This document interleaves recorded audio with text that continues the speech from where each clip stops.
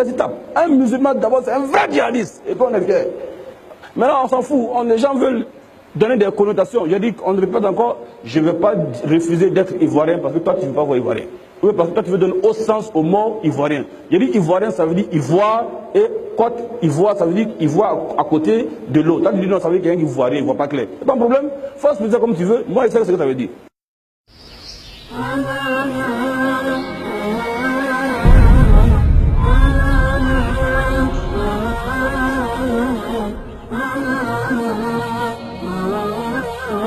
On aimerait que tous les musulmans, ici, partout dans le monde, nous soyons sereins. Comme on le dit, soyons sereins. Parce qu'Allah subhanahu wa ta'ala dit وَالْعَاقِبَةُ لِلْمُتَّقِينَ. Il dit la finalité des choses, Dieu va la donner, n'est-ce pas, aux pieux.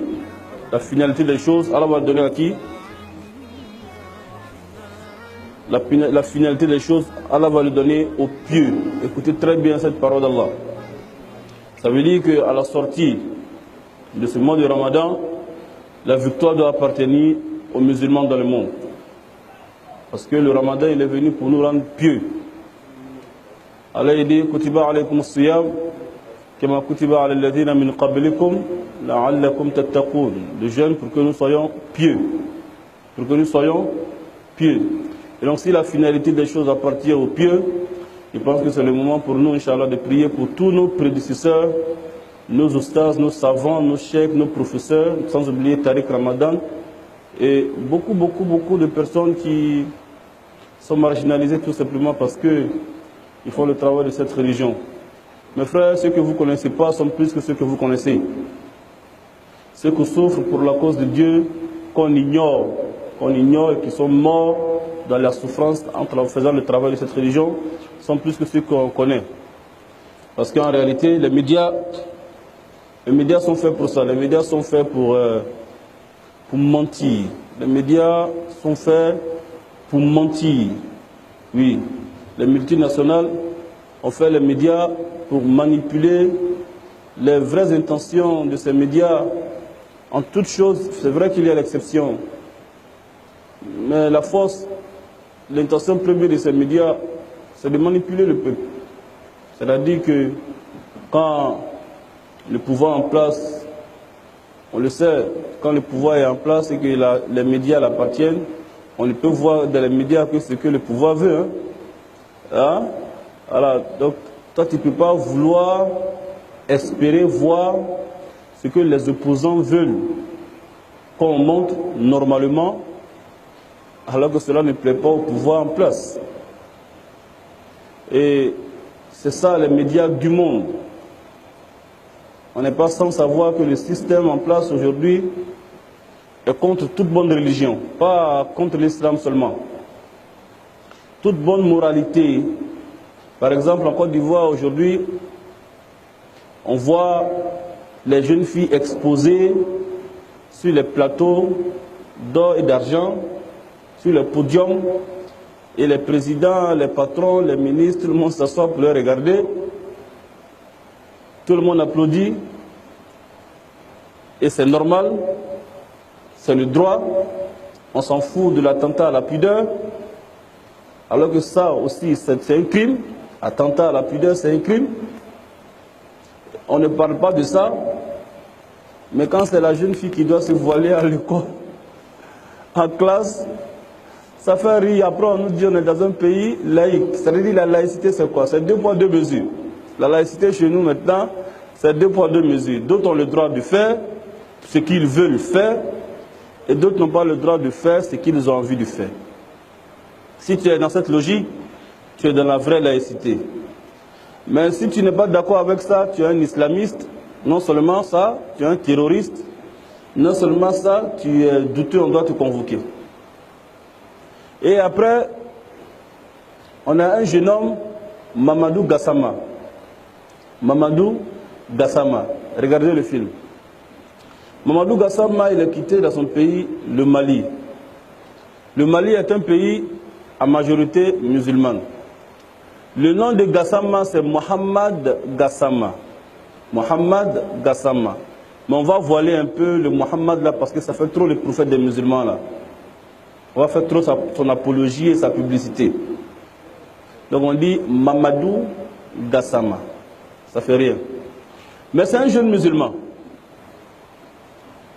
Normalement on devrait dire l'islamiste Mamadou Gassama. Puisque c'est comme ça on appelle tous ceux qui font quelque chose en Occident. Dès que tu es musulman, on t'appelle islamiste. Vous voyez, personne n'a attendu le mot islamiste. Qui a attendu islamiste, Mamadou Gassama? Ah, personne. Mais s'il avait mis Bandje, s'il avait mis pétard en bas de pneu de voiture de quelqu'un et que ça a effrayé des enfants qui ont fui, on allait te rappeler trois choses essentielles. Trois choses essentielles. La première des choses, il s'appelle Mohammed. La deuxième des choses, c'est un Malien. La troisième des choses, c'est un islamiste. Il a mis pétard en bas du pneu de voiture. La takbir. Mais pourquoi depuis là on attend ces choses-là? Le vrai nom du jeune homme, Mohamedou, on n'a pas entendu ça, c'est Mamadou. Son pays natal, le Mali, on dit ça comme ça en passant. L'islamiste, là, c'est un jeune musulman, mais dites ça aussi, il est musulman. Puisque quand ils font conneries, on dit il est musulman, alors quand ils font bonnes choses, pourquoi vous ne dites pas Mohamedou, l'islamiste Gassama du Mali? C'est ce qu'on appelle Razoul Figr. Mais ce qui me chagrine, ce qui me rend malade, c'est nos pseudo-intellectuels musulmans ou africains. Ça veut dire ça peut casser la tête. Ça veut dire quand ils ont dit un jour au grand arbre, au baobab, ah, sage baobab, comment toi si grand baobab, ce petit machette arrive à te casser comme ça. Toi, le si grand sage, baobab, un petit comme ça, il arrive à te casser. Il arrive. Et il a dit, non, c'est pas la machette qui arrive à me casser, mais c'est mon propre enfant bois qui permet à ce qu'on l'attrape, qui est en train de me casser. Que ce soit de l'islam ou que ce soit de l'Afrique, les vrais ennemis sont ses enfants. Les vrais ennemis de l'islam ont toujours été les autorités musulmanes, ont toujours été les chefs musulmans, les guides musulmans, ont toujours été les hypocrites qui sont en islam. Sinon, l'ennemi n'a jamais pu contre quelque chose contre l'islam. C'est pourquoi ils ont toujours fait, mais n'ont jamais pu. Et le prophète sallallahu alayhi wa sallam disait, je ne crains pas que vous soyez dirigés par des juifs, par des chrétiens, par des animistes, mais je crains que vous soyez dirigés par quelqu'un qui vous dit que je vous aime, alors qu'il ne vous aime pas. Ton ennemi, quand tu le vois en train de venir, tu sais le fuir. Mais l'ennemi qui porte les vêtements des amis, ou l'ami d'apparence et l'ennemi de l'intérieur, lui tu l'accueilles. L'autre, tu te protèges et lui, tu l'ouvres la porte pour qu'il te tire encore plus. Très bien. Voici ce qui se passe. Après, nous on est fiers, on dit à Mamadou Gassama, l'islamiste, félicitations pour ce que tu as fait. Et c'est ça que l'islam t'a enseigné. C'est ce que tu as appris au village auprès de ton papa lorsqu'il t'a enseigné la parole d'Allah et l'islam. Et il t'a enseigné, n'est-ce pas, le livre d'Allah et la sunna du prophète Mohammed sallallahu alayhi wa sallam. Fier de connaître que tu es un jeune islamiste, oui, un jeune islamiste et un jeune djihadiste.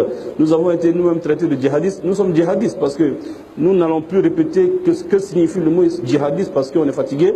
On a trop expliqué ça, c'est bon. On ne va plus expliquer qu'est-ce que ça signifie djihadiste.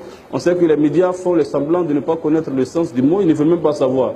Ils veulent donner une connotation fait passer le mot islamiste comme un truc diabolique, le mot même musulman comme un truc diabolique, le mot, n'est-ce pas, djihadiste comme un truc démoniaque. Après, moi, je ne vais pas changer mon nom ivoirien parce que toi, tu n'aimes pas les Ivoiriens. Parce que tu trouves que c'est vilain, c'est ton problème. Moi, je suis djihadiste, islamiste, et je sais tout simplement que je ne suis pas terroriste, même si tu essayes de lier le mot djihad au mot terroriste, c'est ton problème. Après, le musulman ne doit pas être complexé. Celui qui va essayer de s'expliquer toujours, celui qui va apprendre l'islam est ouvert. On peut venir l'apprendre à chaque moment. Et celui qui veut juger l'islam à travers les médias pourra beaucoup, n'est-ce pas, il aura fait beaucoup de choses parce qu'on sait qu'aujourd'hui les médias nous montrent ce qui n'est pas bon en une bonne image et ce qui est bon en une mauvaise image. Et je ne blâme personne. Moi, je ne vais pas venir faire l'apologie de mon rival devant ma femme. Voilà. Voilà. Donc c'est aux musulmans de prendre leurs responsabilités. Quelqu'un qui vient dénigrer son rival devant sa femme, il a fait quoi de mal? Hein? Il n'a rien fait de mal. L'islam est venu faire disparaître, n'est-ce pas, à moitié toutes ces religions-là et toutes ces philosophies. Toi, tu veux faire l'apologie, n'est-ce pas, de la perversité. L'islam est contre ça. Tu ne peux pas être avec l'islam, tu ne peux pas aimer l'islam. Alors, dans une chaîne de télé où on fait la pornographie, on fait l'homosexualité, où on montre que ce n'est pas grave d'être homosexuel, alors que l'islam est contre ça, tu ne vas pas faire la publicité de l'islam quand même. Hein, il faut faire détester l'islam pour que les gens écoutent plus ton message et qu'on n'écoute pas l'islam. Donc nous, les musulmans, on ne cherche pas à s'expliquer. Tout ce qui est sûr, on veut informer à l'humanité, à tout le monde, que Mamadou Gassama, c'était un jeune djihadiste, parce que le djihadiste, c'est celui qui fait des efforts. Vous voyez ce qu'il a fait là, c'est des efforts, c'est un jeune djihadiste, et islamiste, parce que c'est un jeune musulman, et c'est un jeune aussi, il s'appelle Mamadou, qui est Mohamedou, l'homonyme direct du prophète Mohammed, sallallahu alayhi wa sallam. Fierté, une fois encore plus, nous ont attaqué. Alhamdulillah, rabbil alamin. وَالَّذِينَ جَاهَدُوا فِينَا لَنَهْدِيَنَّهُمْ سُبُلَنَا. Ceux qui auront fait des efforts sur mon chemin, je vais les guider sur mes chemins. Donc, ça veut dire que pour qu'un musulman même soit sur la voie de Dieu, il faut qu'il fasse djihad. Est-ce que tu comprends ça? Parce que djihad veut dire des efforts. Et Dieu dit, celui qui fera le djihad, l'effort, je vais le guider, il sera un bon musulman. Donc si tu ne fais plus djihad, tu ne seras plus musulman. Et donc si on amène le musulman à ne plus être djihadiste, c'est comme si on disait aux musulmans de ne plus être musulman. Donc on attaque le mot djihad, mais c'est subtil, alors qu'on connaît le vrai sens du mot, en fait. Le mot djihad qui veut dire effort, qui n'a rien à voir avec le sens du mot terroriste, qui veut dire quelqu'un qui vient faire du mal aux gens pour terroriser le peuple, parce qu'il a un message à annoncer. Et donc, le djihad, je vous ai dit, le djihad, c'est l'effort. C'est l'effort que l'homme fait pour atteindre Dieu. Pourquoi? Est-ce que vous savez que si un musulman fait un peu de djihad, ce n'est pas un bon musulman? Parce que Dieu ne veut pas qu'on fasse un peu de djihad. Il ne veut pas qu'on soit un peu djihadiste. Dieu dit وَجَاهِدُوا فِي اللَّهِ حَقَّ جِهَادِهِ. Et il envoie le djihad avant la prière, avant le jeûne et avant tous les rituels musulmans. Il dit وَجَاهِدُوا فِي اللَّهِ حَقَّ جِهَادِهِ هو اجتباكم وما جعل عليكم في الدين من حرج ملة أبيكم إبراهيم هو سماكم المسلمين من قبل وفي هذا ليكون الرسول شهيدا عليكم وتكونوا شهداء على الناس فأقيموا الصلاة وآتوا الزكاة واعتصموا بالله هو مولاكم فنعم المولى ونعم النصير. Il est venu parler de la prière, de la zakat, etc. après qu'il ait parlé du djihad et il a dit que nous sommes du nom musulman après que nous sommes djihadistes. Pourquoi? Je t'explique le verset. Et lutter pour Allah avec tous les efforts qu'il mérite. Il dit lutter pour Allah avec tous les efforts qu'il mérite. Ça ne veut pas faire deux poids deux mesures même. Djihad là. Il ne faut pas faire petit djihad. Il faut faire grand djihad. Parce que comme Allah mérite, malgré que tu ne prends pas, fais comme Allah mérite. Mais il faut faire quand même. Qui peut faire ce que Allah mérite? On ne peut pas. Mais Dieu dit vas-y quand même. C'est lui. Oui, c'est Dieu. Qui vous a élu. C'est vous qui, c'est Dieu qui vous a choisi. Dieu a choisi que tu sois parmi ceux qui font le djihad pour lui. Il ne vous a pas imposé aucune gêne dans la religion. Mais il faut savoir que faut faire, quand on dit fais le djihad comme Allah le mérite, mais n'oublie pas que c'est selon tes capacités. Dieu ne va pas t'obliger de faire quelque chose que tu ne peux pas faire. Celle de votre père Abraham. Le lutte que vous êtes en train de faire là, le djihad que vous êtes en train de faire là, l'effort que vous faites là, c'est ce qu'Abraham a fait aussi.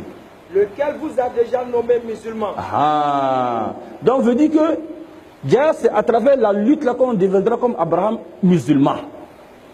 Donc si tu ne fais pas ce djihad, tu n'es pas musulman.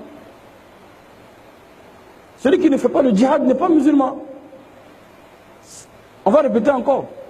Celui qui fait terrorisme n'est pas musulman. Parce qu'ils veulent qu'on explique ça. Alors que c'est clair, le truc est clair. Un djihad, le prophète sallam dit, le musulman c'est celui qui n'a pas fait de tort à quelqu'un, ni avec sa langue, ni avec sa main. Donc si on est musulman et qu'on est djihadiste, ça veut dire que le djihadisme c'est l'opposé du terrorisme. Est-ce qu'on a compris ça? Le mot djihadiste est l'opposé du terrorisme. Comment on veut mettre une connotation entre deux noms qui sont contradictoires?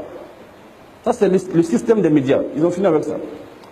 Parce que même un chien, si à tout moment, tu dis, et petit doit manger, à chaque moment quand il va attendre, il va se rappeler de manger. Donc on s'arrange à ce que le djihadisme soit répété auprès du terrorisme. Donc djihadiste, terroriste, djihadiste, terroriste, djihadiste, terroriste, au point que le mot terroriste va signifier, le mot djihadiste va signifier terroriste. C'est ça le lavage du cerveau. Lequel vous a déjà nommé musulman. Avant ce livre. Et dans ce livre. Avant le Coran, vous êtes musulman. Dans ce livre, vous êtes musulman. Et donc, comment vous avez mérité ça? Avec le djihad, l'effort. Afin que le messager soit témoin contre vous. Il dit, on vous a parlé d'affaires de témoignage auparavant. Le prophète vient, si vous ne faites pas l'effort, vous ne faites pas le djihad, vous n'êtes pas musulman, alors le messager sera un témoin contre vous, puisque le livre qui vous a donné, il est dedans, comment devenir djihadiste, comment devenir musulman. Témoin contre vous. Et que vous soyez vous-même témoin contre les gens. Et nous aussi, on sera les témoins contre les gens le jour de la résurrection. Parce que les gens ne diront pas que on n'était pas au courant. Non, on t'a dit, on est venu prêcher chez toi là-bas, on a parlé de Dieu, toi tu nous as frappé, tu nous as insulté, tu as fait des médias pour nous insulter, pour nous dire ceci, pour nous dire ceci, qu'on est comme ça, on est comme ça. Mais c'est clair, on t'avait déjà expliqué le djihadisme. On t'a invité même à l'islam. Tu as dit non que l'islam, le djihadisme, c'est le terrorisme, l'islam, c'est le terrorisme. Alors qu'on t'a donné des explications sur la chose, mais tu as refusé. Donc aujourd'hui, nous sommes les témoins contre toi, tu vas avoir des problèmes avec Dieu. Accomplissez donc la salat. À quel moment maintenant Dieu nous demande de faire la salat? Après qu'on a été djihadiste, après qu'on a été musulman, un gars qui n'est pas musulman, il vient prier. Est-ce que Dieu va se faire prier? Il faut d'abord dire la ilaha illallah. Donc il y a un ordre. Être djihadiste, être musulman et être prieur. C'est en ce moment que Dieu accepte la prière. Donc le djihad, je répète encore, toujours dans son vrai sens, l'effort est celui qui lutte pour Dieu. Accomplissez la salat, acquittez la zakat. Donc Dieu n'a pas besoin aussi de ta zakat si tu ne pries pas. Un gars qui ne prie pas, il s'en fait un sacrifice. Dieu s'en fait son sacrifice. Commence par la prière d'abord. Donc il y a un ordre. Djihad, islam, comment on appelle ça, prière, zakat. Donc on ne peut pas sauter les étapes. Un musulman d'abord c'est un vrai djihadiste. Et puis on est fier. Maintenant on s'en fout. Les gens veulent donner des connotations. Je dis, on le répète encore, je ne vais pas refuser d'être ivoirien parce que toi tu ne veux pas voir ivoirien. Oui, parce que toi tu veux donner au sens au mot ivoirien. Je dis ivoirien, ça veut dire ivoire, et côte, ivoire, ça veut dire ivoire à côté de l'eau. Toi tu dis non, ça veut dire qu'il y a un ivoirien, il ne voit pas clair. C'est pas un problème. Faut expliquer comme tu veux. Moi je sais ce que ça veut dire. Attachez-vous fortement à Allah. Allah dit s'attacher à lui. Vous voyez, il dit attachez-vous fortement. Quelqu'un qui ne fait pas d'effort, qui ne lutte pas, est-ce qu'il peut s'attacher fortement? Attachez-vous fortement à Allah. C'est lui qui est votre maître.